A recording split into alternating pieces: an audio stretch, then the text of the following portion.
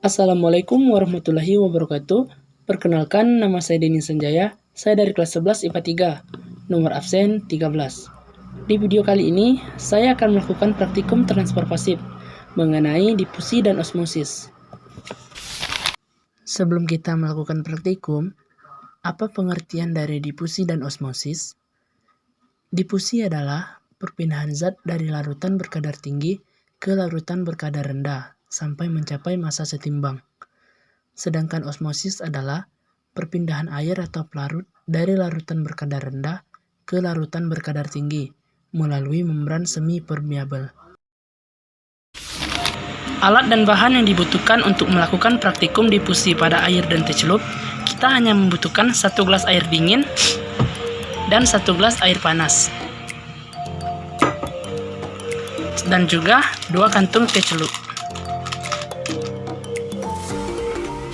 Kita masukkan teh celup ke dalam masing-masing gelas.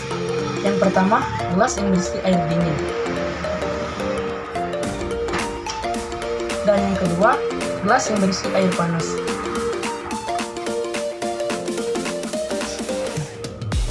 Kita pasang timer selama 15 menit. Lalu kita lihat serta kita catat apakah ada perubahan antara air pada gelas yang pertama dan air pada gelas yang kedua.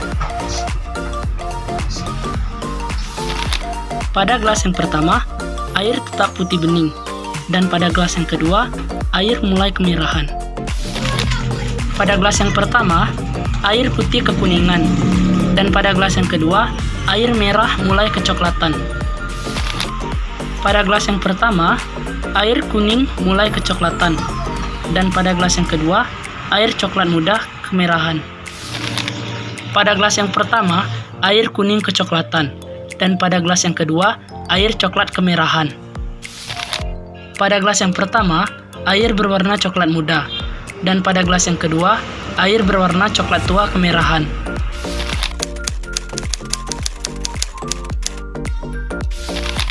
Kita matikan timernya setelah 15 menit.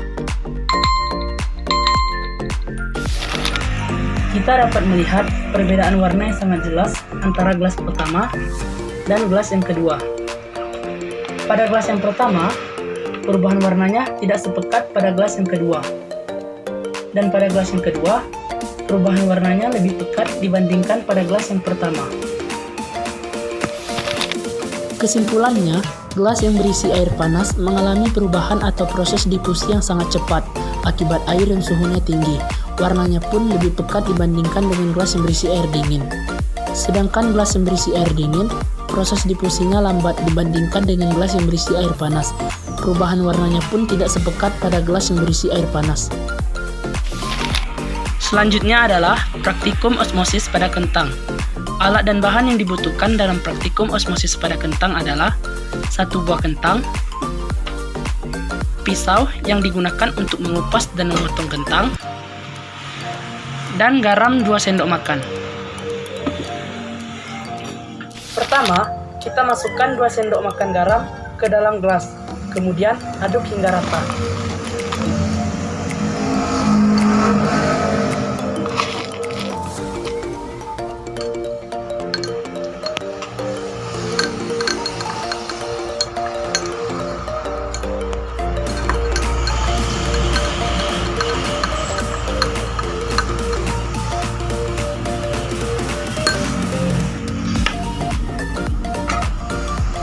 Sebelum kentang dimasukkan ke dalam gelas yang berisi air biasa dan air garam, catat panjang kentang dan rasakan teksturnya. Selanjutnya, masukkan kentang ke dalam gelas yang berisi air biasa dan air garam tersebut. Lalu, kita pasang timernya selama 15 menit.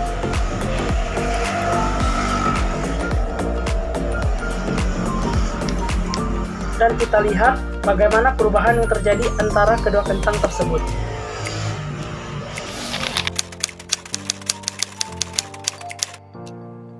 Setelah 15 menit, kita matikan timernya, lalu kita lihat perbedaan kedua kentang tersebut.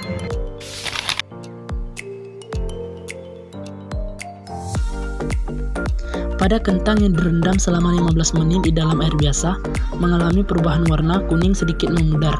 Ukuran dan teksturnya tidak mengalami perubahan. Sedangkan pada kentang yang direndam selama 15 menit di dalam air garam, mengalami perubahan warna kuning pucat. Dan juga mengalami penyusutan yang mulanya 3 cm menjadi 2,7 cm.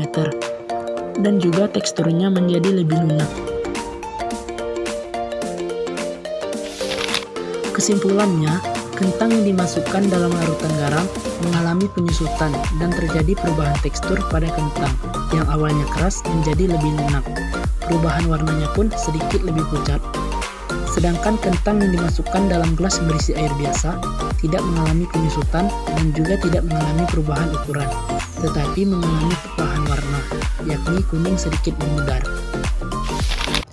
Sekian video praktikum dari saya akhiri. Wassalamualaikum warahmatullahi wabarakatuh.